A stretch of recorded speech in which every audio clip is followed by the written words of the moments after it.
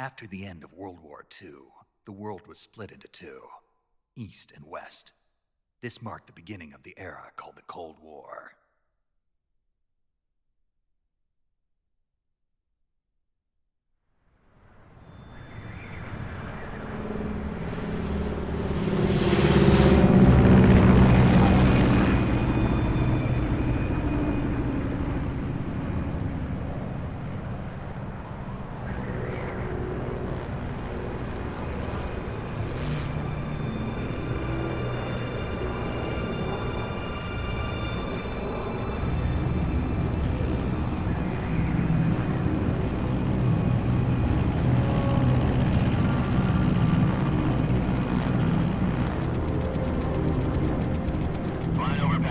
Altitude 30,000 feet.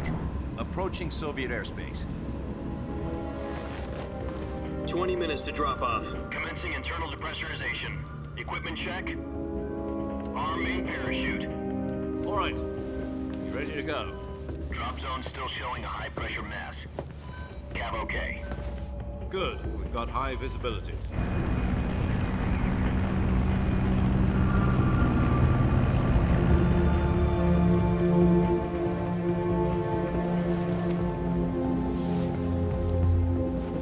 Put out that cigar.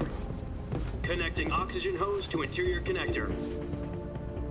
Put on your mask.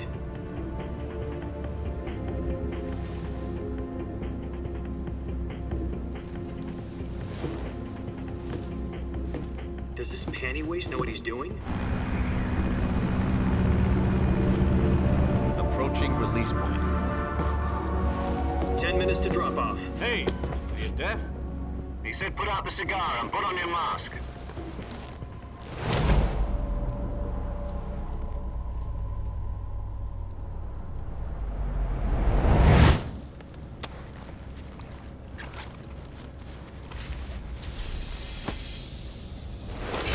Depressurization complete. Checking oxygen supply. 6 minutes to drop off. Opening rear hatch.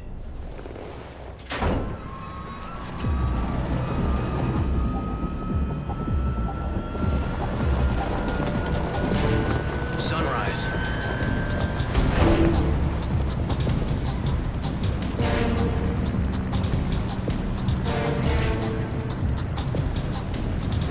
External temperature minus 46 degrees Celsius. 2 minutes to drop off. Stand up. You'll be falling at 130 miles per hour. Try not to get frostbite from the wind chill. 1 minute to drop off. Move to the rear. Activate the honor bottle. This is one for the history books. The world's first halo jump. 10 seconds to drop off. Stand by. Status okay. All green. Prepare for drop off. Countdown. 5, 4, 3, 2, 1. Spread your wings And fly. God be with you.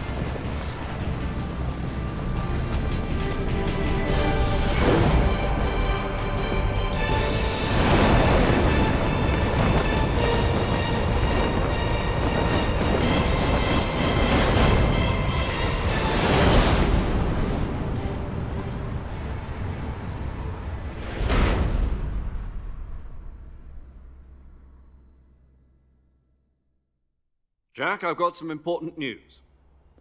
The head of the CIA has finally given us the green light for the Virtuous mission. Virtual mission? No, the Virtuous mission. The future of our Fox unit depends on it. If it succeeds, we'll be officially organized into a unit. Virtuous mission? Sounds like some kind of initiation ritual. You know, don't get cocky. This isn't a training op. Right. So what exactly is this wonderful mission? Well, about 2 years ago, a certain Soviet scientist requested asylum in the West through one of our moles. His name is Nikolai Stepanovich Sokolov. He's head of the OKB-754 Design Bureau, one of the Soviets' top-secret weapon research facilities, and the East's foremost expert on weapons development. Sokolov? Isn't he that famous rocket scientist? The very same. On April the 12th, 1961, the Soviets achieved the first manned spaceflight in history. The Earth was blue, but there was no God. Well spoken. The rocket that carried Yuri Gagarin to orbit was the A-1, known as the Vostok rocket. Sokolov is said to be the man most responsible for the multi-engine cluster used in that rocket.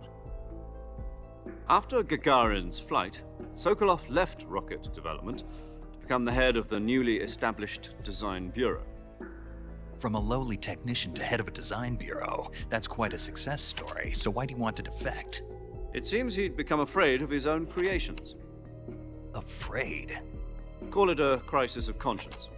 And for that, he left his country and his family behind and went over the fence? Not exactly.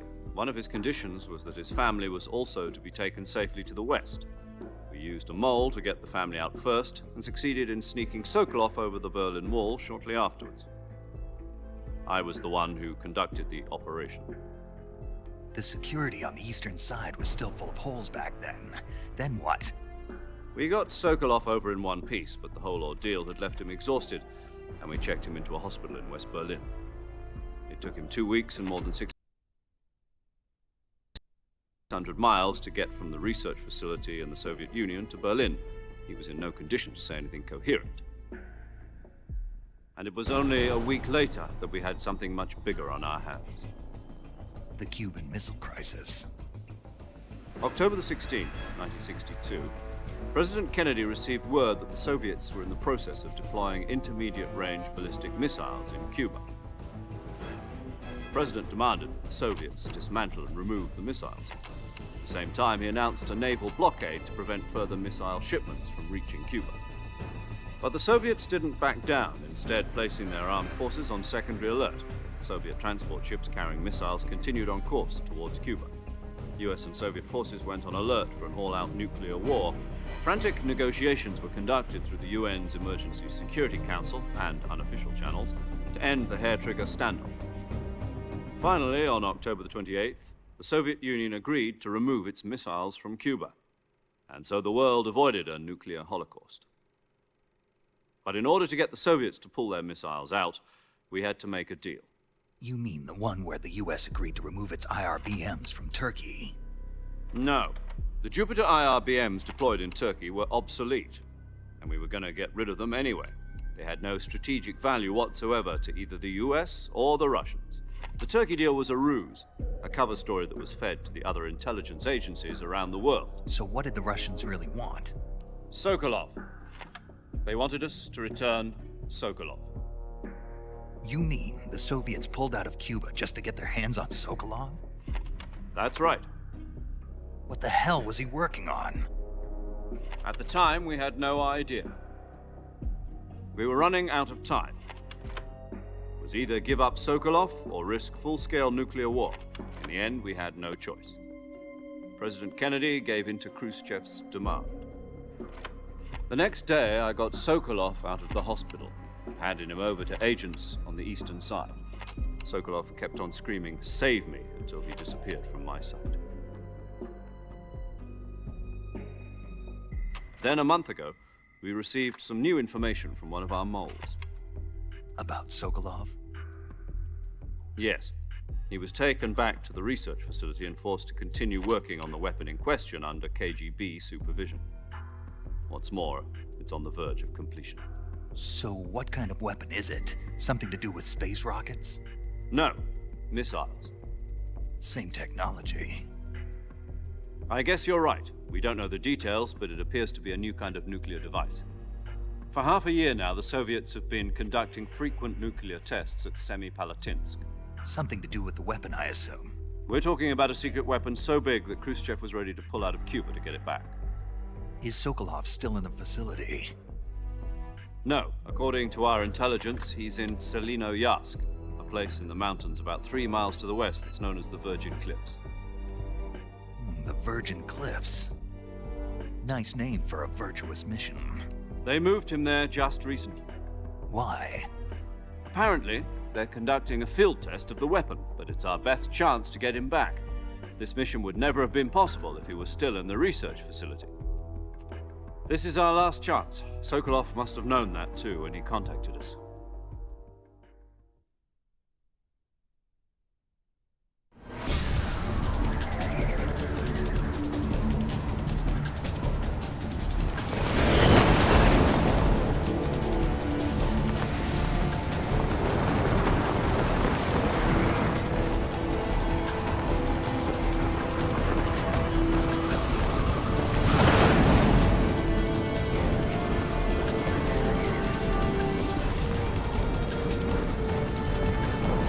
Listen up, Jack.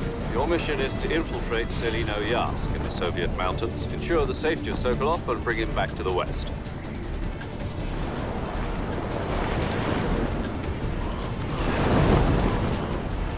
If we don't get Sokolov back before that weapon is complete, we'll be facing a major crisis. The clock is ticking.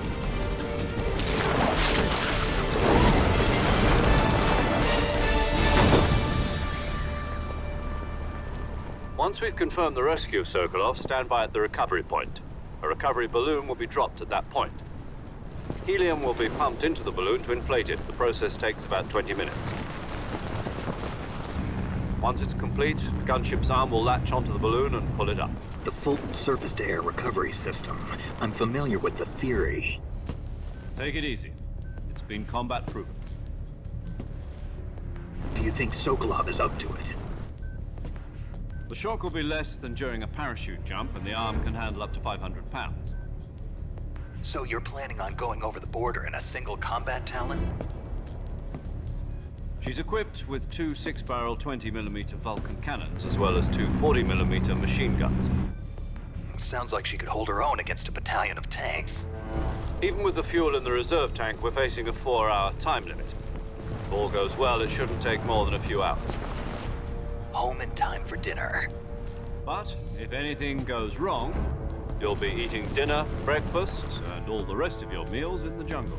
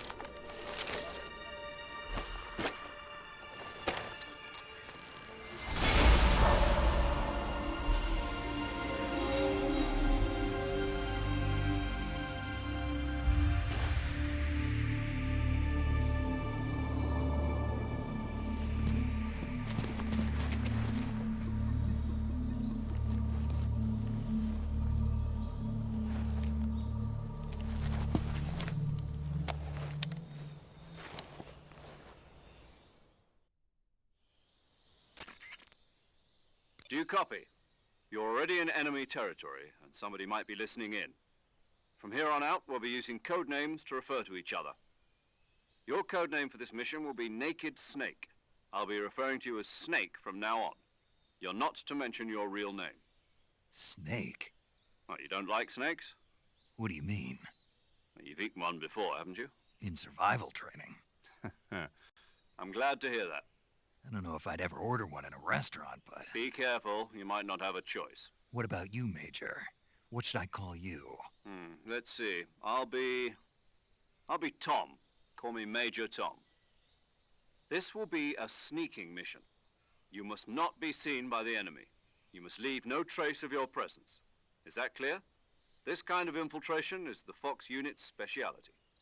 In other words, weapons and equipment are procured on site. That goes for food as well. You're completely naked, just as your name implies. Great. Now I see why you asked me if I like snakes. I suppose calling me Snake was your idea of a joke, too. No, there's a good reason for that. I'll tell you later when the time is right. Gotcha. Getting back to the subject, how exactly am I supposed to feed myself? You've been issued a knife and a tranquilizer gun. Use them to hunt for food. You'll also find some medical supplies in your backpack. Yeah, about the backpack. I lost it in a tree on the way down. I see. Well, you'd better go back and get it then. You know where it is? No problem. I can see it from here. It's stuck on a branch. To climb a tree, stand in front of a tree that's covered in ivy and press the action button. I'll be monitoring your progress over the radio. We can't risk violating Soviet airspace, but I'll be in the gunship. My frequency is 140.85. I'll give you a call if I need to talk to you. If you need to talk to me, use the send function. Okay, Snake, go get your backpack.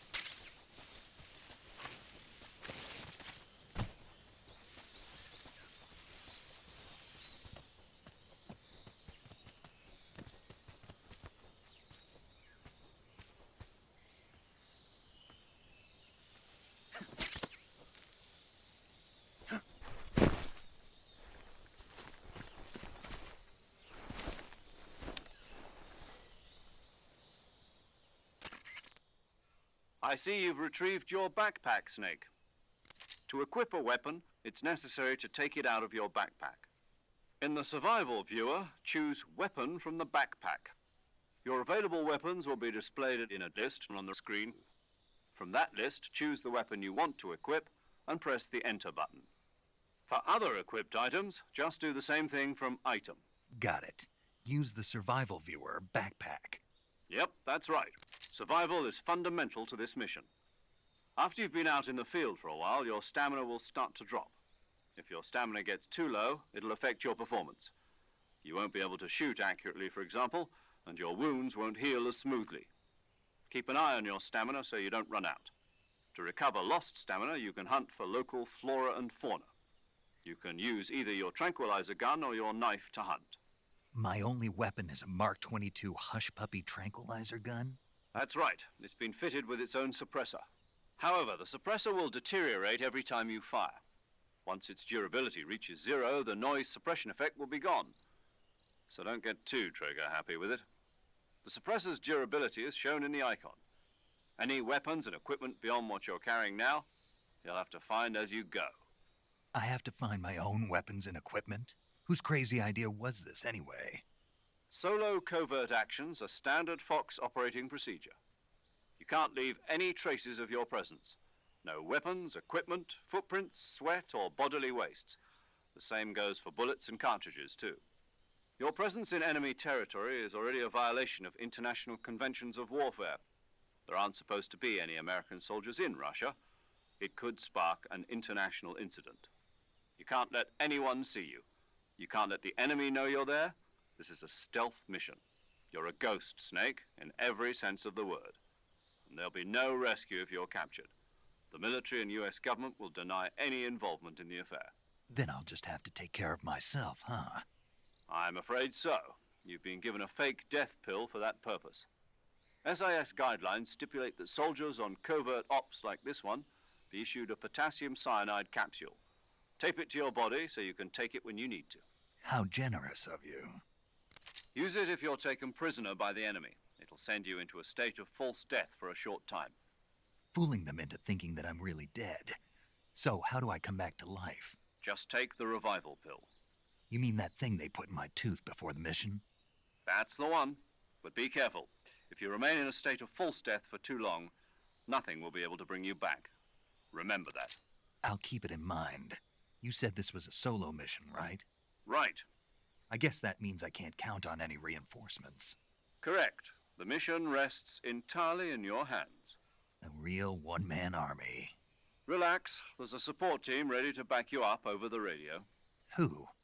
I'll introduce them to you. This time, survival is of utmost importance.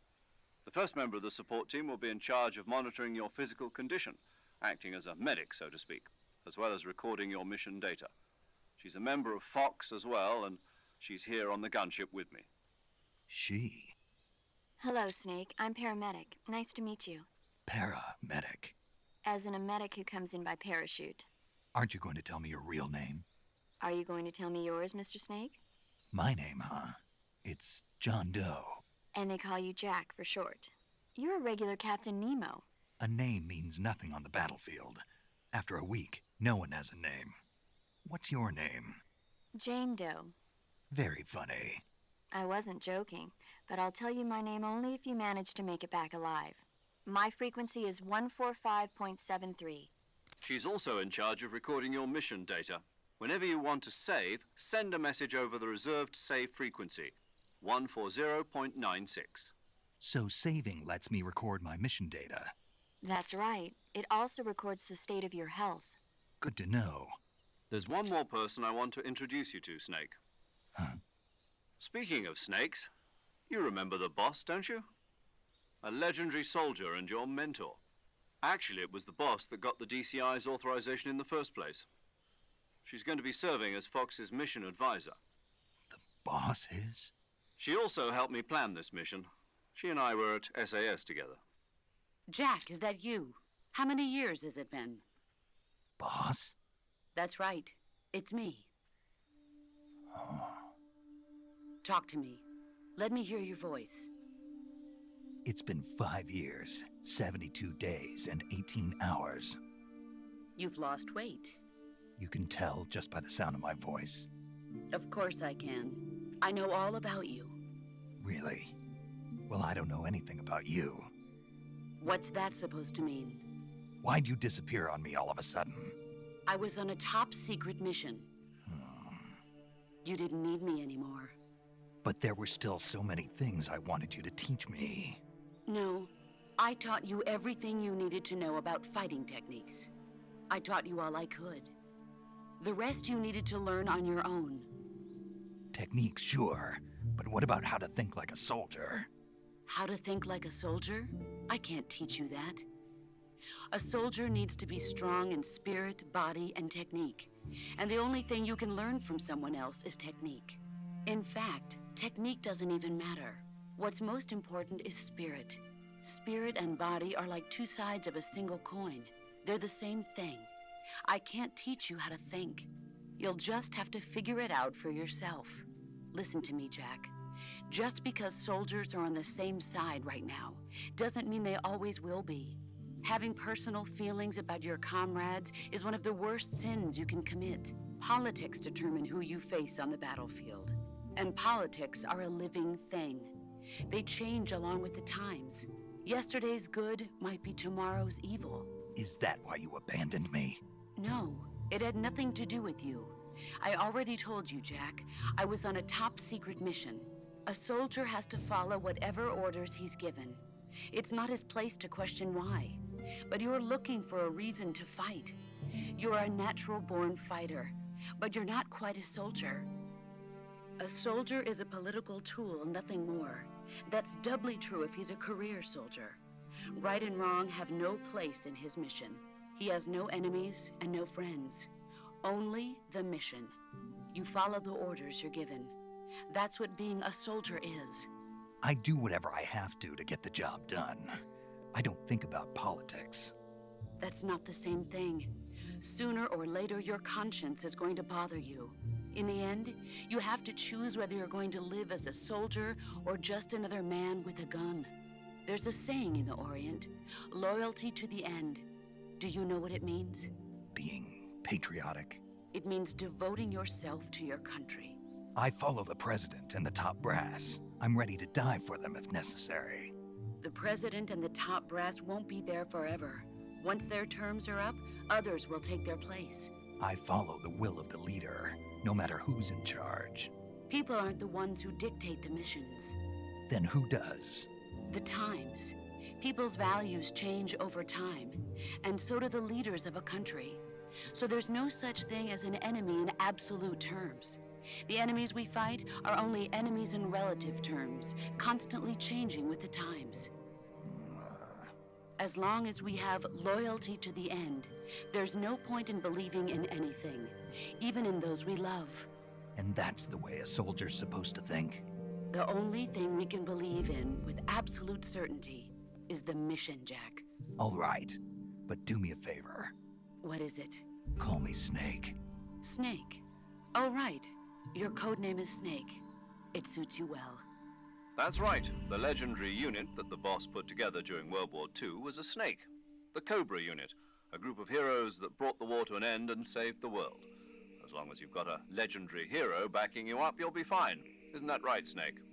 Yeah, I can't think of anyone else I'd rather have with me. Oh, and one more thing, boss. Yes? It's good to hear your voice again. Same here. After all, who knows if either of us will make it out alive? Snake, you are always best at urban warfare and infiltrating buildings. But this is the jungle. Survival is going to be key. Those CQC techniques I taught you are sure to come in handy. CQC? Close quarters combat, huh? I've been in the Green Berets for the past few years. I'm probably pretty rusty. Not to worry. I'll be here to help you remember. After all, this is your first actual survival mission. I'll be supporting you over the radio. Where are you, boss? Next to the Major?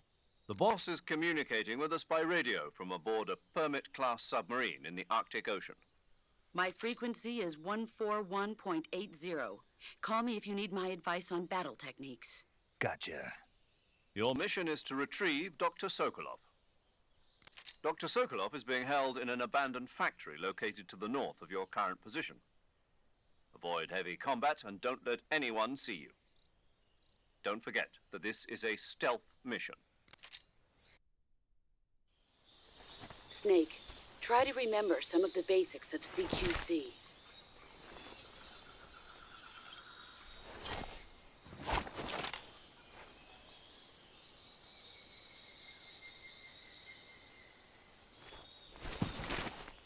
Commencing virtuous mission now.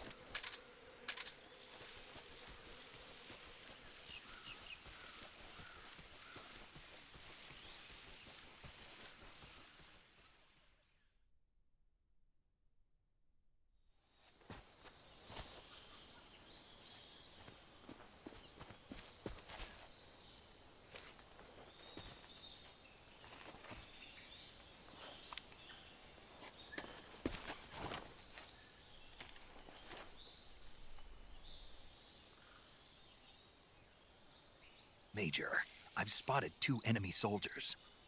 They're probably KGB troops sent to guard Sokolov. AK-47s and grenades.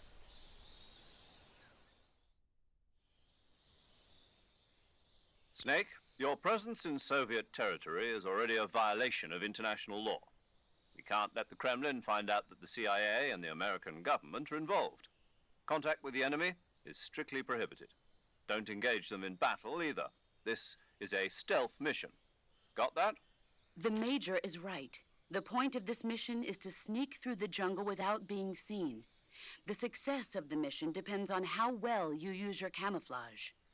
Change your camouflage by selecting Camouflage from the Survival Viewer. The Uniform option lets you pick your uniform, while the Face option lets you change your face paint. Choosing camouflage that blends in with your surroundings will help you conceal yourself more effectively. Also, don't forget that anything that moves will stand out in the jungle. If you just stand up and run around like an idiot, you're bound to be spotted. But if you crawl instead, you should be able to sneak by without being noticed. You can see how effective your camouflage is by looking at the Camo Index. The Camo Index shows how well your current camouflage blends in with the surrounding area. The higher the value, the harder you are to spot, and vice versa. The key is to make yourself one with nature. Keep that in mind as you go along, okay?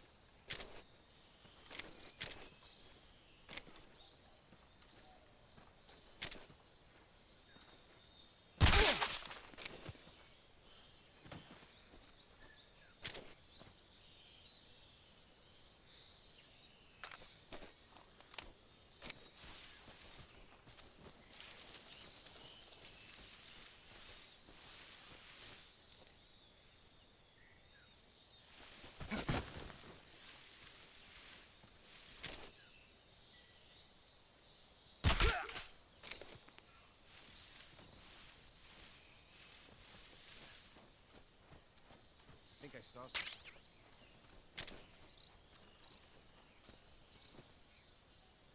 Huh. Guess I'm seeing things. Huh?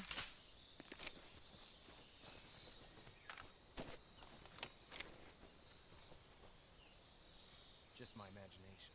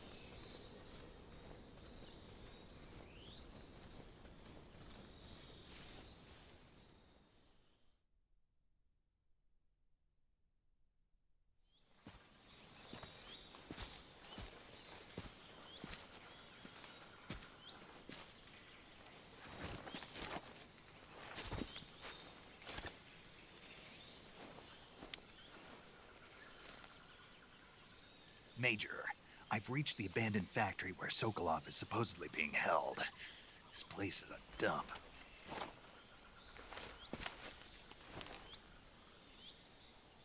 I can't see Sokolov from here. The security is pretty tight. There are sentries posted around the perimeter. I wonder how many are inside.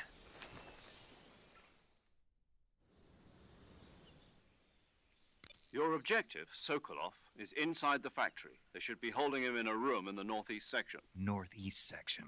Got it. Be careful. Your mission is to bring Sokolov back alive. He must not be exposed to any kind of danger. Do not approach Sokolov while in the alert phase. Right.